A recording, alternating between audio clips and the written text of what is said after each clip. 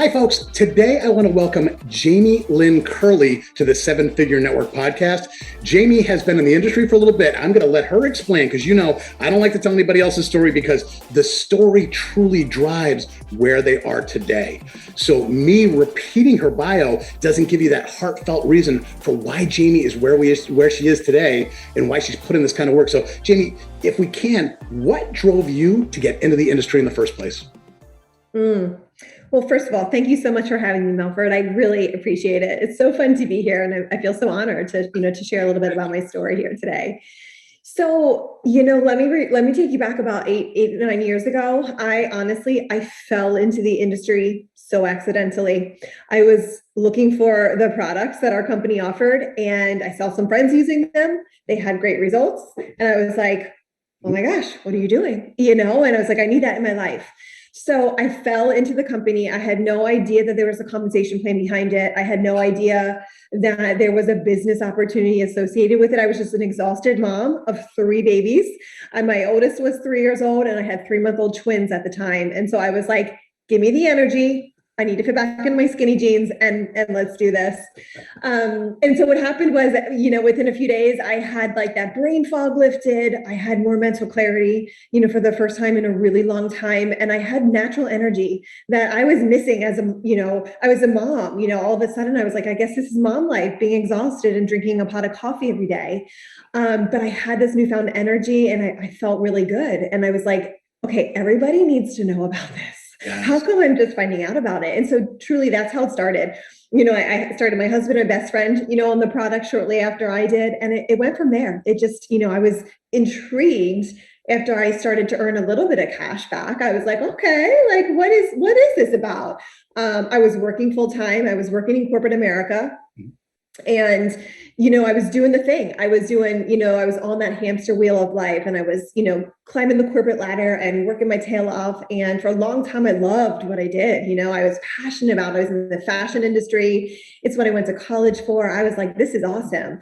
But, as it happens, life changes, priority shifts. And when my priority shifted to wanting to be home more with my family, wanting to be there for all the special moments, I saw, this industry as a vehicle to accomplish that.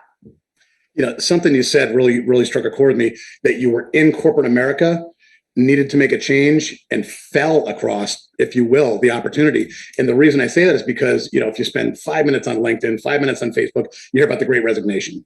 So many people in corporate America right now are going through these transitions, and they're doing it blindly. They don't really know that there's other opportunities out there because, like you, they went to college for something. They've been training for the better part of their adult life to do a thing.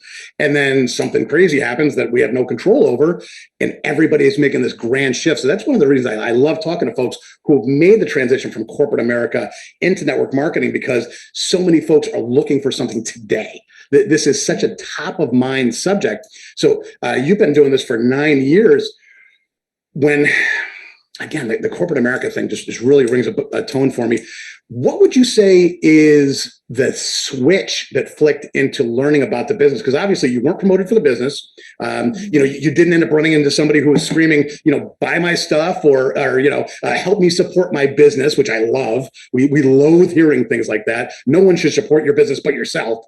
You were that cool thing where, and it quite like us, you found a product that you fell in love with, never pitched on the product, never pitched on the opportunity, just fell in love with something. An internal drive is what got you there. So is your upline building the business now, or are they just sort of using the product and you just skyrocketed up and they're so excited that you made this choice? Oh my gosh. Well, I love that so much. I love that question because the girl who signed me up, the girl who was lucky enough for me to say, hey, here's my credit card, I want this. I remember, she was an old friend from high school. And I remember when I gave her my credit card, I said, hey, are you making money on this? And she so awkwardly said yes. Like she felt like awkward about it. Like, yeah. And I was like, well, hold on for a second. Like, do I get that opportunity? And she was probably looking at me like, oh my gosh, like what is going to happen here? But as the journey went on, she wasn't a network marketer. She never built the business. She absolutely never built the business, but I caught the vision. I saw what was possible, and I sought out how to do this. I found local events. This was 8 years ago, so I found local events to attend. At the time I was getting on conference calls with people I didn't even know, but I was so hungry to learn about this industry because I never learned about it in college. I mean, it's not talked about, right? And so I wanted to learn about it. So as I was still, I started the products. I had to go back to work after I was on maternity leave, and so I worked for a full year and a half, while I was learning about this company and learning about this industry. And then I stepped away from corporate America in January of 2014. So yeah, I fell into it. And my upline doesn't do anything to this day, and that's okay. That forced me to figure out how to do this on my own. And I'm so grateful for that because I believe it kind of landed me where I am today. Thank you for making that point, because a lot of people walk into this industry without proper upline support, and that's their blame mechanism for not seeing success. Where you found your own system, your own mentors, your own system of success, and that could be because you grew up in corporate America. You might have had to scrape for a little of your own knowledge there because the weird hierarchy thing. So I really appreciate you making that point, because so often it comes down to the blame game of why people aren't successful. And it's easy to point your upline. It's easy to say, oh, I didn't get training. Well, it's time to be a big boy or a big girl and find your system and find what's going to make it work. And you did it like crazy. So obvious next question, what was your secret over the last couple of years? Everybody, the world has been in such absolute turmoil over the last couple of years. And I'll be blunt, I've had some people that say that their business did this. I've had other people say that. Other people say that. What was your secret? Yeah. So here's the thing about that. I've been building my business full time for 8 years, and so just like, and, we started talking about this before, this is a business. There's ups and downs. There's peaks and valleys of every business. And when I started here, I'm not going to lie, I was straight to the top. I was earning 6 figures within my first year. Income disclaimer, that does not happen for everyone, right? However, I skyrocketed to the top. Mm-hmm. What happened then was I kind of got into management mode, right? I was like, oh my God, this is amazing. I'm making all this money. I have this huge team. It's amazing. And all of a sudden the business kind of plateaued, right? And so that was the first, and this was probably in 2018. So that was the first time where I was like, okay, wow, this is like a constant evolution, and it's you're always bringing a new class of team. Every year we're working to bring in a new class of team, because that's what happens. Mm-hmm. So I would say over the course of the last few years, just with all that's been happening in the world, here's the deal. We've always built online, right? Like we've been doing Zooms before Zoom was a thing. And so we've always had that. I mean, we have a global team, we have teammates all over the country, all over the world. So we have to be able to build online. So of course we shifted, because this industry, isn't it all about belly to belly? I mean, we love to be around people. We love events. We love to have people and hug. And so we missed that over the course of the last 2 years. That was really hard, mm-hmm. especially as we brought in new business builders. I mean, I would say over the last 2 years, if I were to look at stats, the majority of the people joining me are coming in for the business, whereas the first several years, they were coming in for the products, because that's what I was talking about. I was talking about the products for so long. Everyone was joining about the products, and some people accidentally fell into it like I did. But as you mentioned, this business opportunity is where it's at right now, and everyone deserves to have this in their life, whether it's just for a small additional revenue stream or to build a full-time, 6-figure income business. So we're focusing on that. We're focusing on business builders and locking arms with the right people. And I just believe that, the universe is bringing the right people to us right now. Yeah, love it. Everybody watching right now knows that retention is the name of the game. So speaking from your past knowledge of always building online, where, a lot of folks had to become online builders, a lot of folks had to make a massive pivot. What's been the key to retention when you're building your entire business most of the time without being belly to belly? So how have you been retaining your folks? It really started from the beginning. So, what did you initiate 8 years ago that made us you could grow so fast? Because obviously you have to have retention to grow fast. Yeah. Then you hit management mode, which obviously is kind of a little weird plateau, but then you broke yourself out of that and got back to the growth mode again. What were your retention principles through those 3 blips, if you will? That's a really great question. So I would say in the beginning, the majority of my team, at least, in the first year or two, were a lot of local business builders, a lot of people who to be honest, Milford, watched my journey. They saw me as I shared so authentically online when I left my job, and I stepped into this industry, and I declared that I was going to be a professional in this industry, even though I was like, not quite there yet. I was like, I'm going to do this. I'm going to do it the right way. And so what happened was a lot of people who knew me, friends from high school, friends from college, people from the gym were the ones who were joining me. So we did what we called Wellness Wednesdays, like once a month. And we gathered, we would pack the house like 75 to 150 people every month, with brand new customers and business builders. And that created such an incredible retention because everybody wanted to be a part of it and everyone was local. But of course, as this works, we expanded across the country. So we take great pride in our online communities. We have a few private Facebook groups where we really put in a lot of love. We have a product page for all of our current customers, and we're sharing tips overall, not just about our products, of course, but about how to live a healthy lifestyle, how to really have the art of well-being. We have a business page where that's where we talk about business and strategy and events and things that we're doing there. And then over the course of the last year and a half, and this has been amazing for us, we created what I would call a prospecting group, but really it's an education group, right? So it's a group where people who are interested in learning more about our products can come. We educate them there. We share some information. We do some fun things in there. And that has allowed us to create the community that we want, because as you know, this industry is not about the products. It's not about the income. It's truly about the community and the culture of what you're able to provide. And that alone has helped us so much over the last few years, just because we're able to love on people in such a unique way. Are your team members inviting people into the prospecting group? Because this is a very interesting thing for me, because so you've got a group of people who are already customers, you've got a group of people who are already builders. Now you've got that third group, which is really moving the needle, apparently, of folks who are potentials to either one of those two. So are you running ads? How are you getting into the group? Yeah. So completely organic. Nice.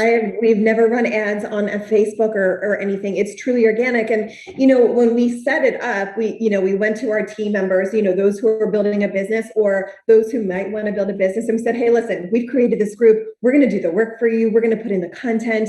You just invite your friends. When somebody says they're interested, you bring them on in and say, hey, check this out. And what that does, I think so much, is that third party validation, right? It's not just like, oh, here's my friend trying to sell me something. Excuse me. It's like, oh, wow, other people are doing this. Other people are actually having great success. And that got me excited when I first started, because again, the person who signed me up, she wasn't wanting what I wanted, but when I walked into an event and when I got to see that there were other people out there who were like-minded like me, who were doing great things, that allowed me to align with them. So that's really what this new community is all about. We call it the VIP community. We just want to make sure that everybody comes in there and they feel that VIP treatment. We do a lot of fun things in there. And so, yes, all of our business builders are inviting in there. So it's like an amazing three-way call hub, but with social proof. Exactly. Awesome. Exactly. That's great. Yeah. Fantastic. Love it. Love it. Love it. Hey, you spoke about international growth 5 minutes ago. How are you guys doing internationally? And how has that gone over the last 2 years? Because I know that international growth for some companies have been insane. Like I've heard of some companies, how many people I interview, I've heard of some companies that really suffered in North America over the last couple of years, but exploded in Asia, Australia, other places. How has that worked out for you guys specifically? Yeah, that's a great question. So, from a company perspective, we've always, in my opinion, our core has always been the United States, right? Like North America, it's where we started, obviously. And I believe that's still where we are. We're growing. There's so much growth potential here still. We've been pretty slower, I guess you could say, in terms of international growth. But over the last year, we launched in Europe, which has been incredible, and the newer product lines that we have right now, everyone in Europe wants them. So it's so much fun because it's an easy conversation. And what I love so much about this is we build locally. We build our business locally. It's your neighbor, it's your best friend, it's your salon, your hairstylist. But that gives us the ability to grow globally. And that is what is happening here. I would say the people who I work with on our team who are in Europe, well, most of them come from, all of them come from the connections here, so it's like that, we have somebody here on our team, but she, has family in Austria, and now we have this big Austrian team, and that's what's really cool about building globally. You don't have to get on the first flight out to a new country and start building. Like, you can absolutely build locally, but then grow your business globally based on based on the networks that you have. So this is actually a new growth path for you guys. It's only been a year, right? So we've been international in many other countries. Europe is relatively new. And I would say it's relatively new for me. I have always been so focused on, my people, right? And I still have so many people in my life who I know, who I need to benefit, so there are other leaders in our company who are crushing it in Europe. For me, I'm like, I go by the mindset of, let me build my team locally still to this day, and meaning here in North America, and we're growing globally that way. So, so it's fine. It has taught me a lot. It has taught me a lot over the last few months, because I do have a relatively new, team in Austria, and that has been a lot of fun to get to know them and to help them build their businesses over there too. Can you give everybody a tip as to how to grow successfully in Europe? What's been one little thing that you learned that you never expected to work, but has worked like gangbusters? So I would say it's really understanding the market and really understanding the need of, for our one product that we have, it's one product. So it's super simple. It's very easy for people to use and consume, and everybody wants it. So it's an easy conversation. But I think what is most important is really knowing, is this important in this country, right? Like, are people interested in this product? So I feel like that's what it is. And for me, the only way that I've learned that is by talking to the few people on our team who, have experience there. And I think that's what it is. The cultures are different in every country, and we have to respect that. And that has been, a learning experience for me. When you start building internationally, that means that sooner or later you're going to be putting your butt on an airplane. I love it. It's like, thank God we're traveling again. It feels so much better than not, Amen. I feel the same exact way. Yeah. But you've got a family, we've got family, we got kids, the whole package. Once you start having to travel more, how are you going to get that balance going between trying to spend as much time with your kids, which is one of the reasons we all love the industry, and having to travel and spend a lot of time out there doing the things you need to do to keep building your business? Can you give me a tip or two about that life balance of keeping the kids and the husband and the wife and everybody happy, compared to, man, I see this opportunity and I just want to run with it as fast as I can? How are you handling that? So that's a good question. I would say my background, because of what, I shared with you, that I worked in corporate America. I traveled so much for that job. Gotcha. And I was away. I probably spent 3 or 4 nights in a hotel room 2 or 3 weeks out of the month. So I was gone a lot. And I had young kids at the time. And so my oldest, who is actually turning 13 next week, I can't even believe it. She was little when I was, in my other job. And when I started my business here in network marketing, she was 6. So she remembers me packing my suitcase every Sunday night. She remembers me leaving to go to work. And, that was hard. That was really hard, because, every time we drive past a train station, because I would take the train up to New York City all the time, she would be like, "Mom, there's your train." Like, it was heartbreaking, because I had to leave her. And my twins were, my kids were in daycare 12 hours a day. That was hard. Now, leaving to go to do business it's not hard. It's actually so exciting, and it's like thrilling. I will be honest, I don't travel a ridiculous amount. I truly wait until we find the right team in the right location. I think that there's so much that can be done virtually before you have to get on a plane or go somewhere and visit the team. But with that being said, I have a relatively new team that they're about 5 hours away from where I live. And I've been out there a few times over the last few months, because they are amazing. They are crushing it. And I'm like, yes, I'm coming. Like, I'm coming to these events. I'm going to come and support you. We're going to bang out so much in a few days. And then I get to come home. So I believe it's about having those conversations with your spouse, your significant other, and your children. This is a family business. Like, what we do, my children from day one have always known why I do what I do. They could probably draw out the compensation plan just as good as I can, right? Like, so they know about it and they know that it's important. They know about the goals that I'm running for. They know about all the things. So it's just about having that conversation. And I think that, when they understand why you do what you do, it makes it a little bit easier. But I always say, like, it's not nearly as hard as what I used to have to do. I meet my family every week. Yeah. You're raising such a great point, and it's funny to use the word raising. You're raising your kids in a family business. Yeah. And that's an education that not a lot of kids seem to get anymore. That's having a 13-year-old daughter who's looking at you with aspirations and saying, wow, mom, when I turn 18, I can't wait to do this myself. I just love when the family paradigm fits around it. Is your husband involved in the business?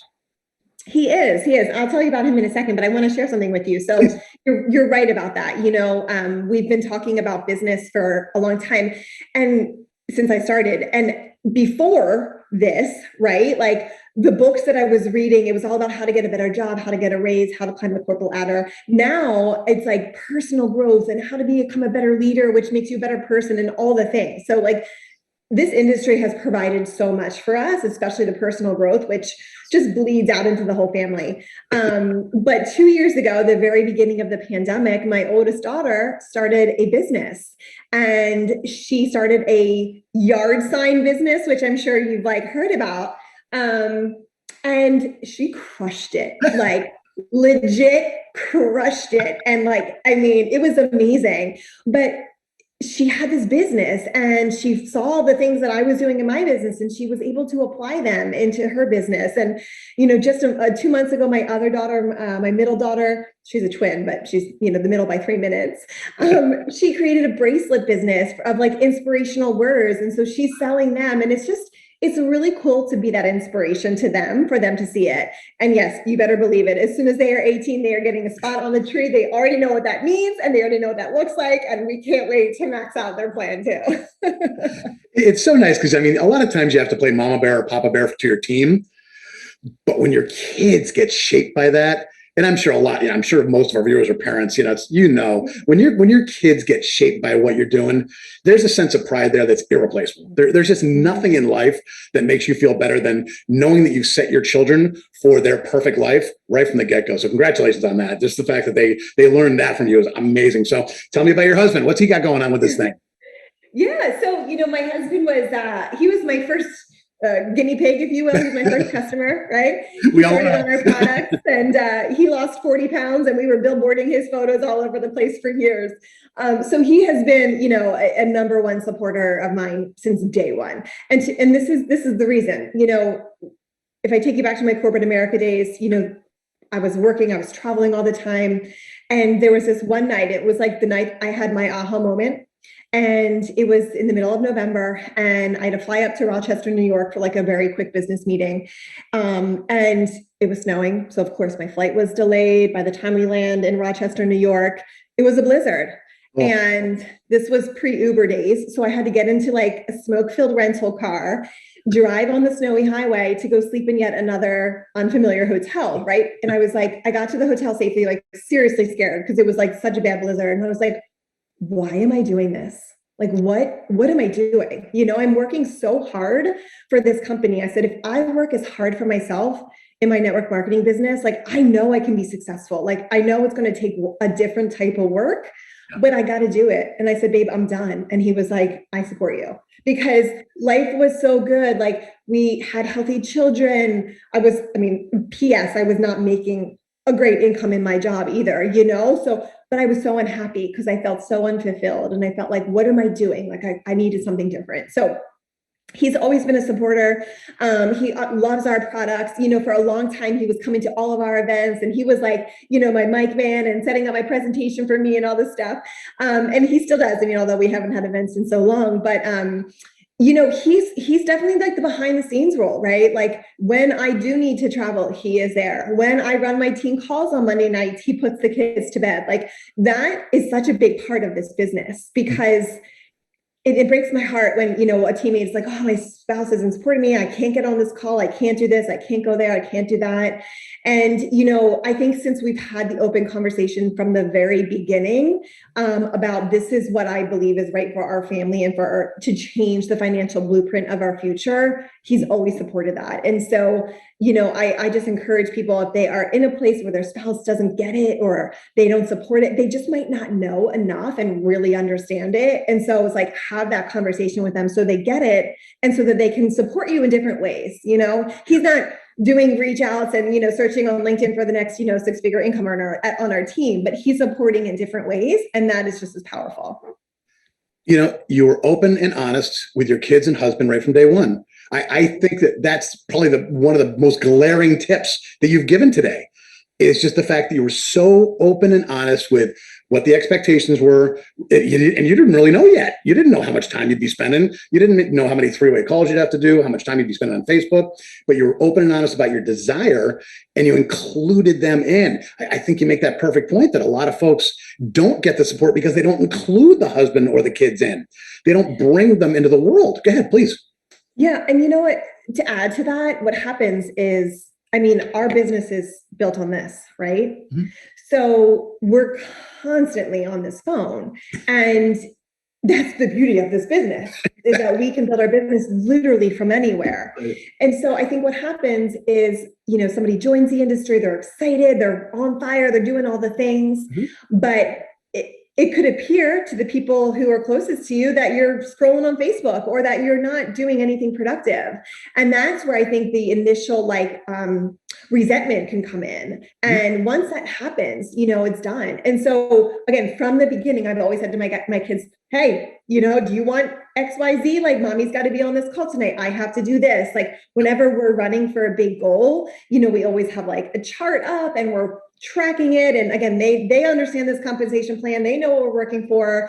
And so there's always got to be those small sacrifices. But what I have found that is those sacrifices that I made in the beginning, of the build mm-hmm. have, continued to pay off. And yes, I'm still making sacrifices today, but it looks very different. And I think, that's the thing. Sometimes people get into this industry and they think like, oh my gosh, I can, all this time freedom, but you have to work it just like you would like a job, Yeah, oh, absolutely right.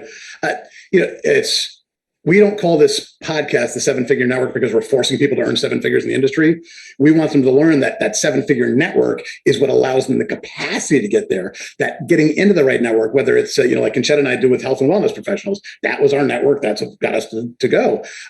What are your goals right now? Who are the folks that you're looking to work with? What you're in a health and wellness company, so I would assume that's part of it, but please tell me, what are your goals right now first?